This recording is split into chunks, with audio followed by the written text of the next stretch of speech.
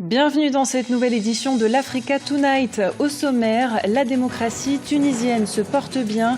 Les élections législatives de ce dimanche sont jugées crédibles et transparentes par la mission d'observation. Le parti laïque Nida Tounes est en tête. Échauffourée au Burkina Faso entre manifestants et forces de l'ordre, des centaines de milliers de personnes sont descendues dans les rues de Ouagadougou ce mardi. L'opposition à la réforme constitutionnelle se maintient face au pouvoir du président Blaise Compaoré. Le décès en Afrique du Sud du capitaine des Bafana Bafana, Senzo Meyiwa, a été abattu par un cambrioleur. Une enquête est en cours. En Tunisie, les résultats définitifs des élections législatives n'ont pas été publiés, mais les islamistes d'Ennahda ont reconnu leur défaite face à leurs adversaires laïcs du parti Nida Tounes. La mission d'observation électorale de l'Union européenne a jugé ces élections crédibles et transparentes.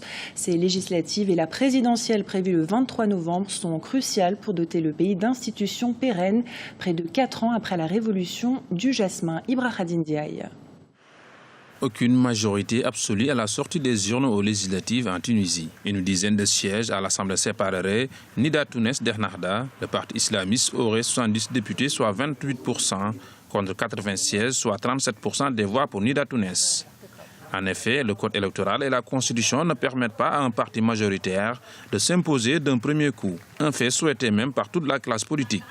Dès lors, plusieurs cas de figure sont possibles entre formations politiques pour former des alliances. Et là, évidemment, tous les scénarios sont possibles. Alors, il semble de plus en plus se confirmer, selon les sondages d'opinion, que Nida Tounes sera en premier. Il devancerait probablement de 10 points à peu près, peut-être même davantage, le second parti Ennahda. Le problème pour Nida, c'est qu'en face de lui, les partis qui lui sont proches n'ont pas pu avoir assez de sièges. Donc, il me paraît difficile de ne compter que sur les seuls partis qui lui sont, je dirais, politiquement, idéologiquement très proches.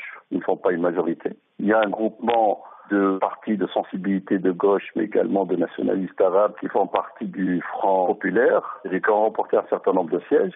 Mais toute la question est de savoir s'ils accepteraient de s'allier à l'idée en sachant pertinemment qu'ils doivent discuter également des programmes économiques et sociaux.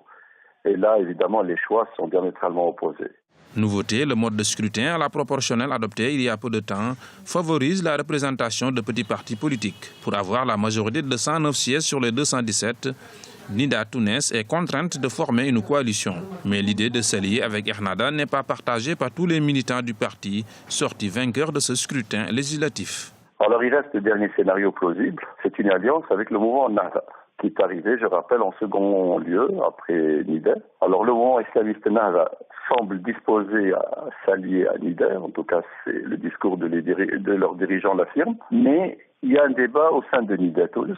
Comment sera-t-il tranché? Je n'ai aucune idée, mais il semble bien qu'au sein de Nida Tounes, plusieurs sensibilités s'affrontent. Il y a une sensibilité foncièrement, viscéralement anti-Ennahda qui refuse toute alliance. D'autres qui semblent être plus favorables. Évidemment, moi je pense que c'est le leader de Nida Tounes, en l'occurrence PJ Kaïsefi, qui fera probablement la synthèse. Les Tunisiens se rendront également aux urnes le 23 novembre prochain pour élire le président de la République. Un autre rendez-vous important qui devra permettre plus de visibilité dans les alliances. En effet, beaucoup de leaders ne se prononceraient sur les coalitions possibles qu'après le premier tour de la présidentielle. Au Burkina Faso, plusieurs centaines de milliers de personnes sont descendues dans les rues de Ouagadougou ce mardi pour protester contre la décision du gouvernement de modifier la Constitution. Des affrontements ont opposé les manifestants aux forces de l'ordre qui ont tiré des grenades lacrymogènes. Les manifestants rejettent la révision constitutionnelle qui permettrait au président Blaise Compaoré de briguer un 5e mandat en 2015. Les développements avec Aminata Diak.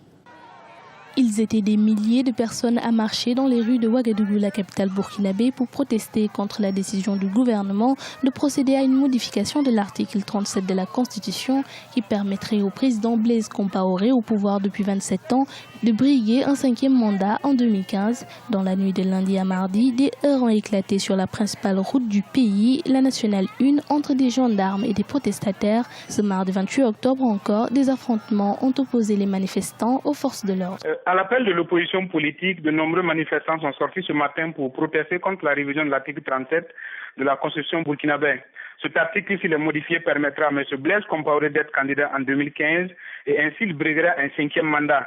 La marche-meeting a bien suivi l'itinéraire indiqué par l'opposition politique. Lorsque des manifestants répondant à l'appel d'une partie de la société civile qui leur demande d'occuper la place du rond-point des Nations Unies, c'est ainsi que la police a commencé à lancer les gaz lacrymogènes et il y eut une bousculade et par la suite des affrontements entre les forces de sécurité et des manifestants. Pour les autorités, le message de l'opposition et des contestataires a été entendu. Seulement, elle déplore l'incidence de ces événements sur l'économie du pays. Les manifestations sont déroulées au cours de la journée d'aujourd'hui et dans les principales villes du Burkina, mais ça a eu un impact sur l'activité publique, la vie économique, d'autant qu'il y a une certaine peur qui s'était installée sur la ville. Donc les gens ont redouté les violences et donc les commerces ont fermé pour la plupart. L'administration a fonctionné au ralenti. Et voilà, le gouvernement prend note de ces manifestations. Et le message, le discours du chef de file de l'opposition, nous en prenons note. Et nous avons malheureusement constaté un certain nombre de débordements où des jeunes n'ont pas suivi les itinéraires prévus par la manifestation, ce qui a donné à quelques débordements par-ci, par-là. Ce mercredi, les syndicats ont également appelé à une grève générale. Cette nouvelle manifestation se tient à la veille de l'examen par les députés du projet de la modification de l'article 37 de la Constitution. Si la loi est adoptée, un référendum sera organisé. Mais en cas d'adoption, avec plus de 2/3 des voix, la Constitution pourra être révisée sans passer par le référendum. Au Bénin, la polémique qui entoure l'organisation des élections municipales conduit les partis de l'opposition et la société civile à proposer une liste alternative. Ils souhaitent ainsi contourner les difficultés rencontrées par le Conseil d'orientation et de supervision de la liste électorale permanente et informatisée. Les membres de ce conseil et le gouvernement se justifient sur le retard observé dans la mise à disposition de cet outil électoral. Correspondance au Bénin de Chereliao Tawema. Entre volonté de réduction des dépenses et demande d'apports financiers supplémentaires en vue de finaliser la correction de la liste électorale permanente informatisée, l'EPI, une impasse se dessine. C'est du moins ce qui transparaît des différentes clarifications apportées par le gouvernement béninois et le Conseil d'orientation et de supervision de la liste électorale permanente informatisée COS-LEPI. Depuis le début des opérations d'appurement de la liste électorale, environ 9 milliards de francs CFA ont été décaissés par le gouvernement. L'organe en charge de la correction de l'outil électoral réclame 8 milliards supplémentaires afin de finaliser les étapes du processus de sa correction. Elle consiste en la collecte de données biométriques et l'établissement de cartes d'électeurs. En effet, le COS-LEPI déplore la non-adoption du budget soumis au gouvernement d'un montant de 13,5 milliards et le retard observé dans le décaissement des fonds. Sans cette contribution supplémentaire, les membres du COS-LEPI prétendent ne point être en mesure de poursuivre les travaux. Nous ne sommes pas en train de travailler pour la LEPI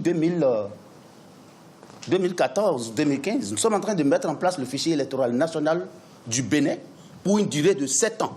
Ça veut dire que ce que nous faisons ici, nous faisons une fois pour de bon, on n'aura plus à dépenser peut-être les frais d'actualisation et de fonctionnement de l'Agence nationale de traitement qui serait mise en place.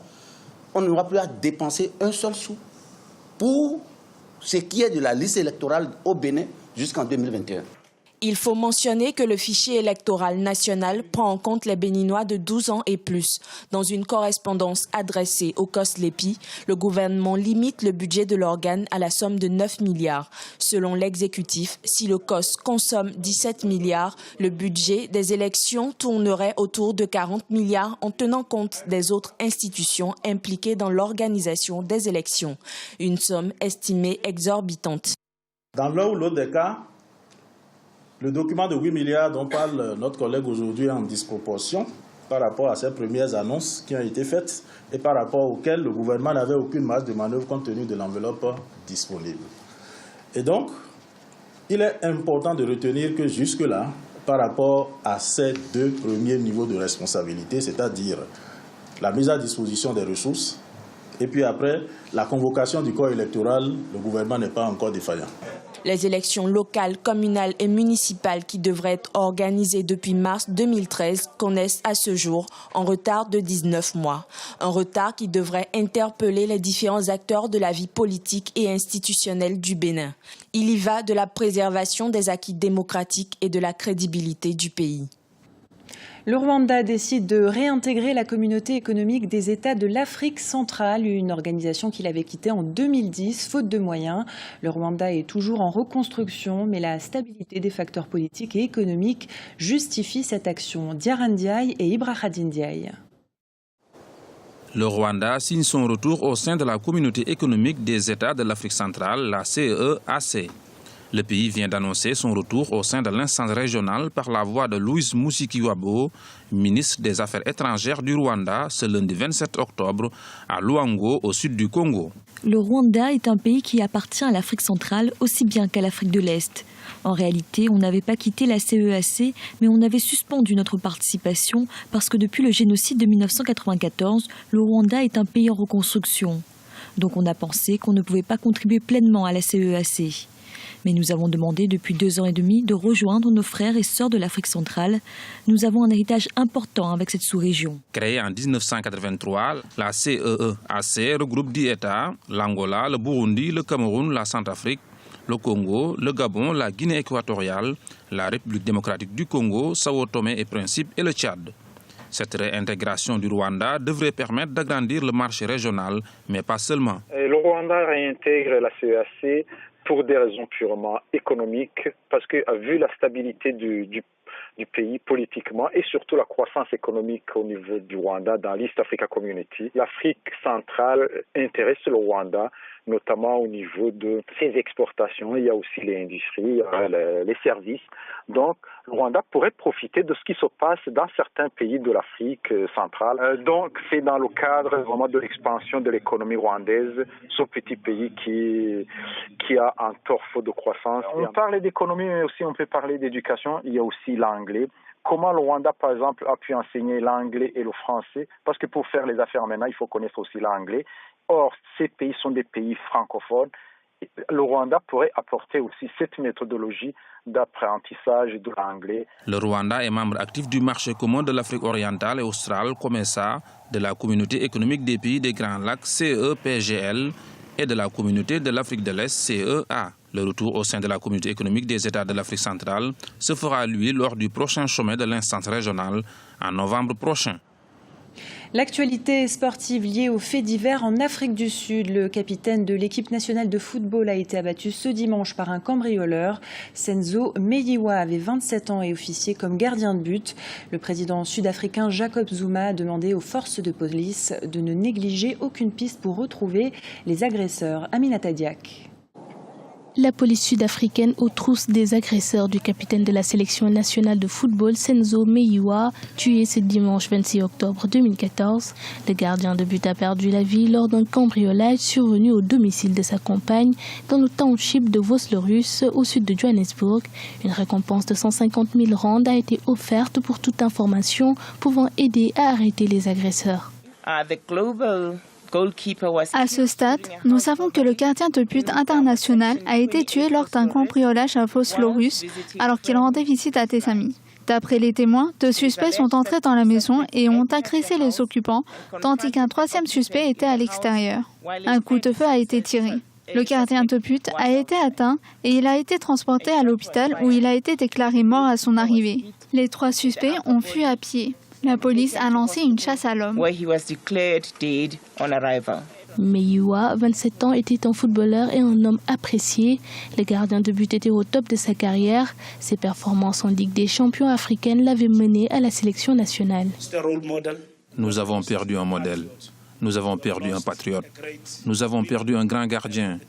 Il a été amené loin de nous par des criminels. Senzo était plus qu'un joueur, il était un leader. Il a été un artisan de la paix. Nous allons tous nous réunir et prier pour lui. Prions très fort pour lui.